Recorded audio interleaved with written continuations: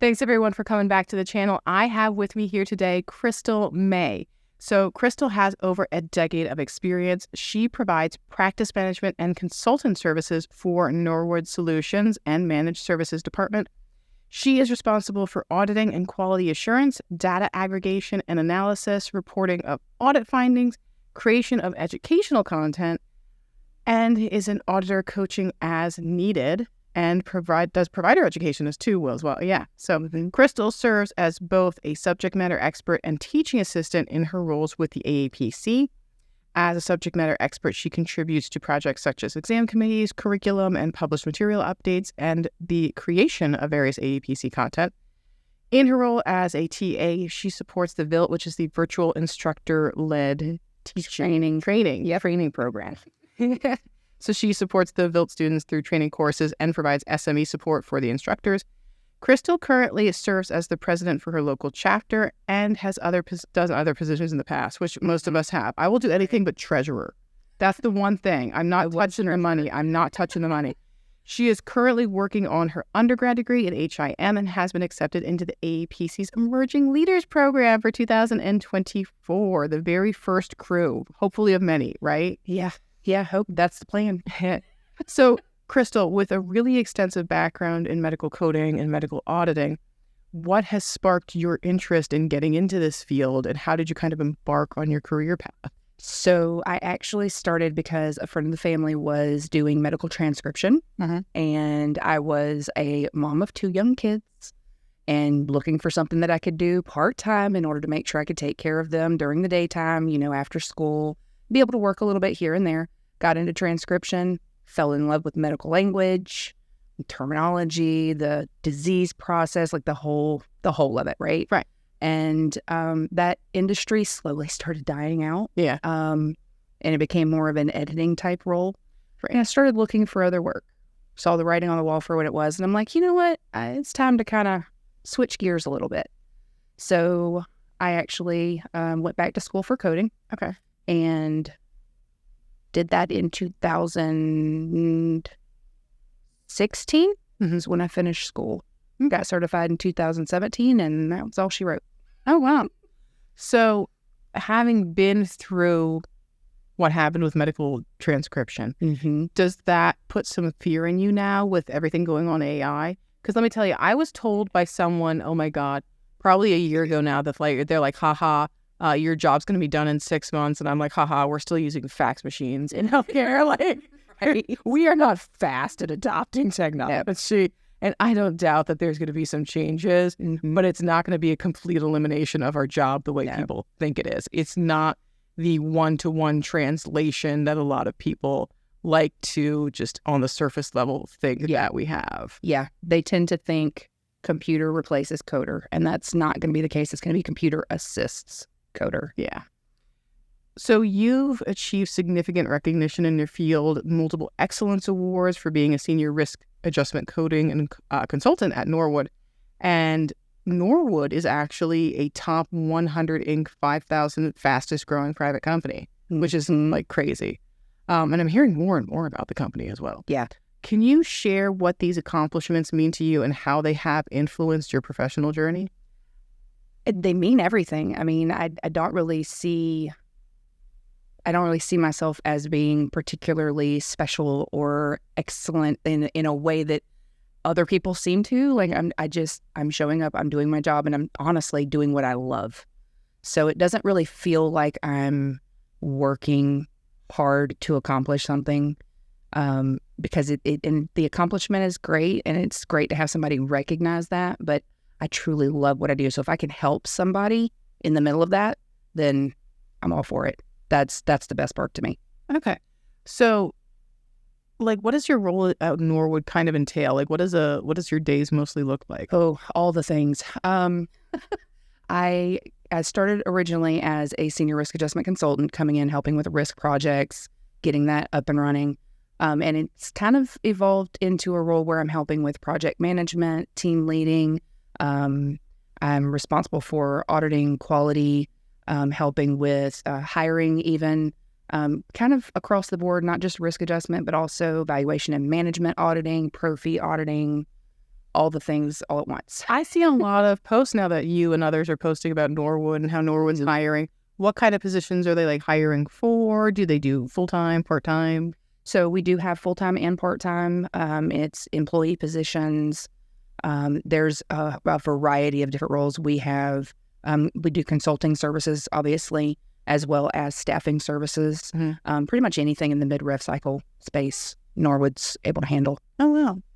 So you have certification through AAPC and AHIMA. I do. So being dual certified and having so much experience, what are some of the most impactful changes you've seen within the healthcare and information industry as far as standards and practices during your career? Oh, hands down, change over to ICD-10. That was a doozy. That is something, especially with all the delays. So when ICD-10, it was delayed so many times. I think it was the very last delay that they had. We had already been so knee deep in training, right? Like it was a little bit of a shock that time. It's like, oh no, Because it was so close. wait just a couple more years. My chapter had boot camps, and we had scheduled boot camps, and we put very clearly on the forms, like, this is the training. It's for ICD-10 because it's going to happen eventually. No refunds. And then it got delayed like a week later. I can imagine the So we had 2 chapter members that put a stop payment on their checks. Ooh. So that was a fun issue as a chapter officer to have to deal with. I'm glad to not have quite those issues with the chapter officer stuff. Glad that wasn't me. I'm glad that was hopefully just a one-time thing. Yeah, right. But yeah, so that was a fun one. But yeah, ICD-10, I remember I was at the elbows with providers, like embedded in the practices. Like, do you have any questions? What's going on? Anything I can help you with? Where were you during like the ICD-10 transition? I was learning it. I was not yet ready to teach it to somebody. Okay, that's for sure.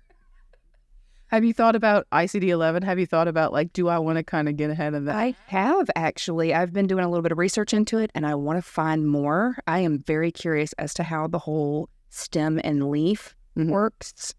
I love the way PCS codes build. Yeah, and it seems very reminiscent of that to me. And I'm really eager to dig into it. I want to find more info. I know this much PCS. Every year I make a goal to learn PCS, and I get through this much of it. Just a couple. One of these years I'm going to do it, but not in the next. Not this year. Month. That's for sure. You contributed to a lot of publications. You offer lots of insight on complex coding issues and healthcare topics. How did you get started writing, though? Norwood. Really? So yeah, I was actually I started at Norwood in January of 23. So January 2023. And as soon as I was in the door, somebody said, "Hey, we got an article that we need for one of our newsletters. We wanted to know if you wanted to write one." And I'm like, okay, sure, why not? Yeah. So put together an article, sent it, and they were like, "This is fantastic. We're going to go ahead and run it." And I'm like, do you want to do some editing on that? You want to maybe proof it a little bit? They're like, "No, it's good." Okay. That's better than me. I don't know if I still do it, but I remember the first couple of times I tried writing something like professionally, I changed tenses apparently, and I got a lot of things corrected because I was changing tense, and I'm like, oh, okay.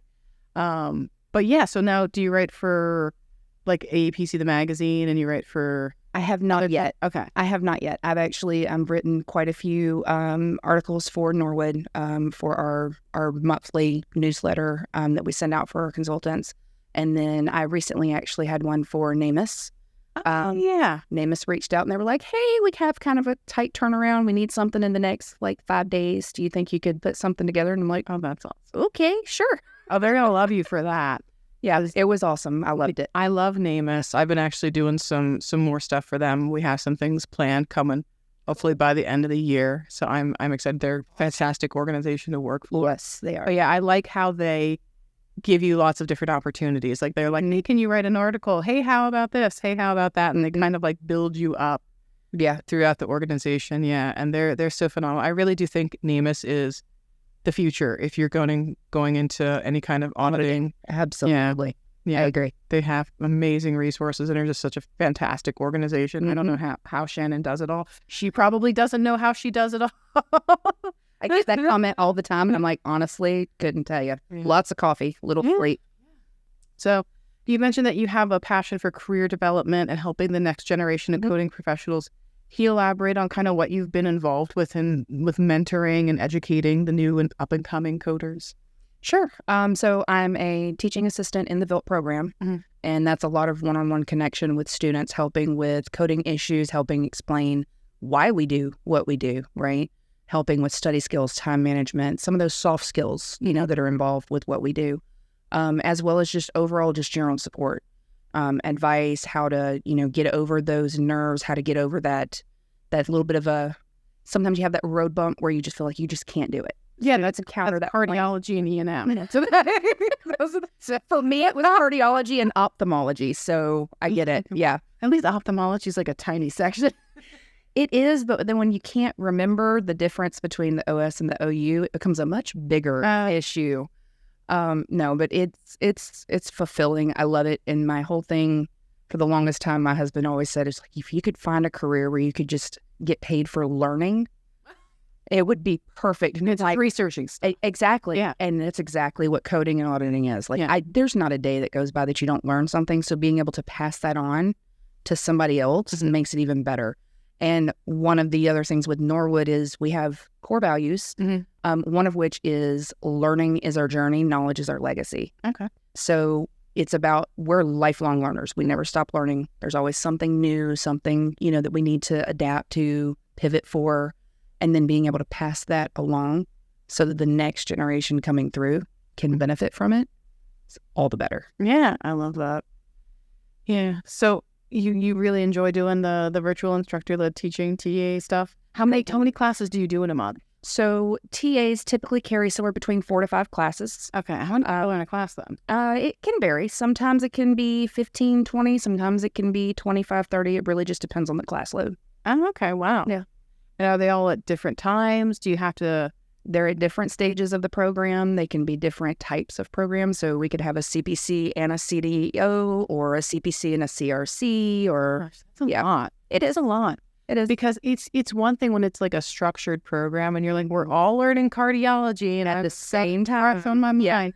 But now it's like, this one's doing cardiology, this one's doing urology, this one's got an ICD-10 introductory question. Exactly. This one's trying to find their job. It's all over the place. Yeah. Oh, gosh, that's got to be a lot. But it keeps you on your toes. Yeah, and I can imagine. It does. And I don't really like the repetitive, like, yeah, if you've ever been in one of those roles where you're coding or auditing and it's the same thing 25 times in a row, your eyes kind of start going cross-eyed. You start getting a little bit lazy about it, and then you're losing focus, brain fog starts setting in. It keeps you busy, it keeps you engaged, and that's perfect. Do you find that you get emails a lot at Friday at 8 o'clock when everyone's studying? Or Sunday afternoon at 2 p.m.? Yeah, all the time. Do they have a turnaround, like you have to get them done in 48 hours? Or do you? Yeah, it's generally within 48 Are students hours. Kind of like accommodating with that? Or are they like, I'm having the struggle now, I need you to...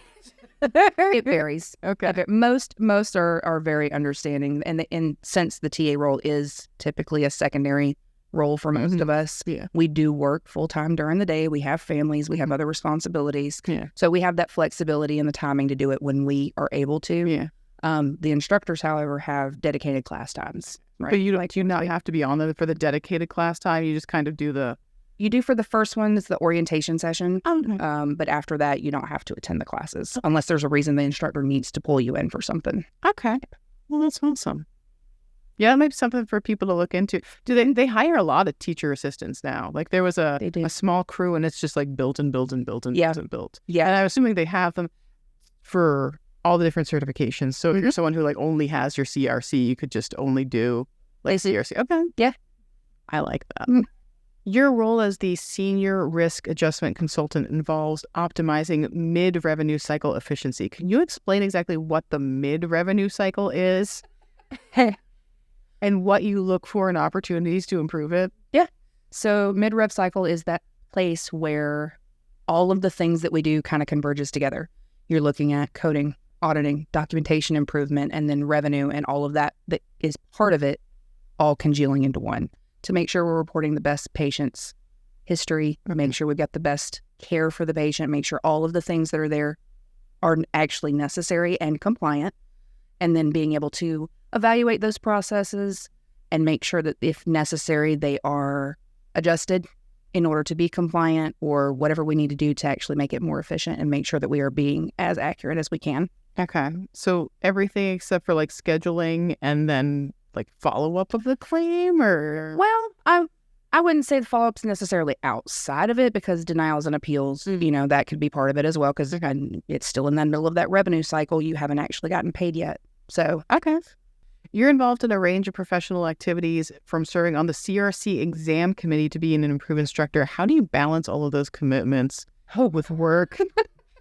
And what drives you to keep wanting to do so many goddamn things? First things first, Do you not have hobbies, Crystal? No, I actually get that a lot. They're like, you go, somebody else like, go do something for you. I'm like, but I am, because I enjoy this. Yeah. It's kind of like a hobby. I wouldn't work as many hours as I do if I didn't enjoy it, right? Most people, they go to work, they work their 8 hours, they go home, they're done for the day. Mm-hmm. And I'm like looking around going, okay, how else can I get something done? But as far as the balance, number one, I have an excellent support system. I have a husband that absolutely loves me, and he supports me 1,000%. Almost. And I absolutely love it. We've actually been married for almost 25 years now, so he's put up with me for quite a while. Oh, wow. And he knows as soon as I get done with one thing, move it off my plate shortly before something else is going to be coming right along. But it helps also to have an amazing employer who not only supports you in those extra endeavors, but actively encourages it and pushes you to do more. Yeah. Not in a way of like, hey, we need you to do more, but in a go, grow, expand, learn more, and then bring that back and help us, figure that out as well. And it's kind of amazing to have that difference, because I have experienced employers that's not the case. Yeah. It's always, what more can you do for us? Yeah, and that's probably very helpful too with like managing your burnout, because you don't feel like you're being pushed into it. Exactly. They're willing to help you out and accommodate and cheer you on. Absolutely. Well, so that sounds awesome. Well, Norwood sounds like a great place to be. It is. If you're looking for a medical coding, auditing, consulting job, check Norwood. Norwood staffing, norwood.com. So then you got all of these things that you're doing professionally. Like, do you have issues? Do you still have issues where you're like, my battery is just about to run out and I need to like stop and dial it back a little bit? I mean, every once in a while, yeah. Everybody hits some sort of hitting that wall, right? Where you need to just stop, you need to refresh, you need to take a step back. But like I said, I truly do love what I do. So it's almost like the Energizer Bunny. It keeps this repeating cycle of energy going, because it actually energizes me when I'm doing what I'm doing.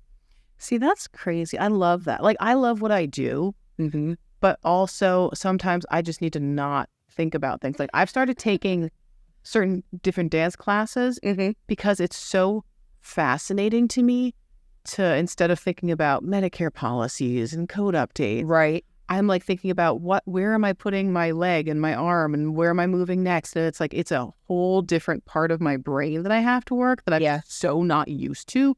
And it's like refreshing to tune into that and not have to think about medical coding. It's like, oh, okay, well now I feel better and I can go back to the things that I need to focus on. See, for me, that's just another specialty or a different certification. That's, I go dive into something new and learn something new.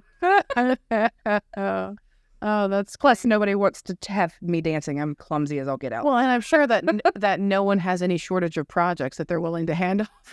Right? Yes. No. Start getting involved in the AAPC. Yeah. You come by and they're just like tap tap tap tap tap. Hey, we have a committee that you would you like to be? And that's exactly what happened with the CRC committee.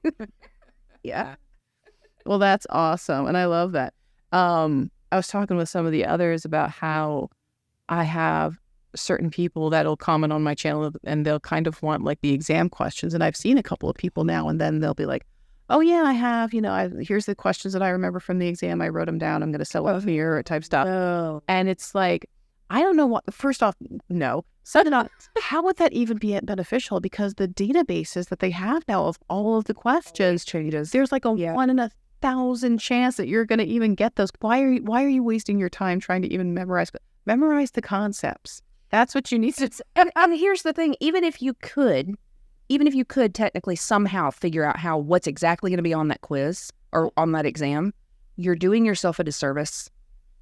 When you get done taking that exam, what do you have to do? You have to be able to go into a job and perform the actual coding. If you are shortchanging yourself during your education portion, only going to become more evident on your employer tests, on your first couple weeks on the job, first month on the job, and you might not even make it past the first few months on the job. Yeah. It really is beneficial for students to really, truly take that education for what it is and put the time and effort into it, because I promise you it will give back to you. Yeah, absolutely. Just know terms, know your guidelines, know how to navigate through your book. You don't have to memorize everything. You just need to know how to utilize everything. I tell students all the time, they're like, I don't know what to look up. Okay, so pick one. Yeah. Pick something, look it up, see if it works. Yeah. If it doesn't work, pick something else. Well, I'll have people sometimes say like, oh, well, you looked up such and such and I looked up this and why is it wrong? I'm like, it's not wrong if you got to the same answer. Exactly. There's so many different ways to look up the same thing sometimes. It's very circular in nature. It really can be. So you were recently accepted to the AEPC's brand new first cohort of the AEPC Emerging Leaders Program, which is a huge honor because they got hundreds of applications and picked like 40. Oh, did they? Yes, hundreds. Oh, wow. Yeah. I did not know that. Yeah. Okay. I knew they picked 40. I just didn't know how many they had gotten. Oh, yeah. Wow. Yeah, it was hundreds. What are you hoping to gain from this experience, and what are your hopes for how you can use this to better shape the industry? What am I hoping to gain? Well, first, I don't really have a whole lot of details yet. Yeah, I've heard I was expecting that they would be like, month 1, we're going to cover this. Well, eventually we'll, but it's so new. Like, we don't even have our first meeting until I believe it's next week. Okay. So we don't have any information except that there are 40 of us and we're going to be going through this program together. I mean, that's really all we know. Did they make you take like a group photo at HealthCon, like all the emerging leaders together? That's actually why I was running a little bit before I came here to talk to you, because we actually got pulled into the main room for us to meet some of the leaders that helped put it together and get photos and everything else for those of us who are here at HealthCon. Oh, that's awesome. Yeah. Yeah. Have you ever, since you've been involved in your local chapters, thought about serving on like the chapter association or the board of directors at any point? Not really. And now that this is happening, I'm guessing that odds are that's probably where this is headed, right? That's why they're creating the program. But this is actually my 4th year being a chapter officer. So this year I have to step back as the rules state. And one of my officers was actually like, you can't leave us at the end of this year. I'm like, I'm sorry. It's not my choice. 4 years, you got to take a step down. Yeah. So I'm going to take at least a year off, I think, to make sure I'm good and solid. And this program is a 10-month program. It's not, it's not 2 weeks and you're done. It's a commitment. Yeah. So I'm hoping to get, as far as what I get out of it, I'm hoping that leadership skills, obviously, I have some already that are there, but I'm hoping to develop those in a way that can let me be a better leader for not just my team at work, but also incoming generations of coders. Like there's a large gap that is coming, and I don't think a lot of people are aware of just how big it's going to be. We have a population in our industry that are getting ready to hit retirement, and then we have a population of new coders coming in that can't get their foot in the door. Yeah. So, and it's what are we going to do? And not to mention, with AI evolving, a lot of the changes that we're going to see with some of the entry-level work, that we're going to need to have a higher level of understanding. Absolutely. Just coming in. Absolutely. To almost to the degree of like documentation expert to like you're auditing you're auditing from the first time you're in the door. Yeah. Absolutely.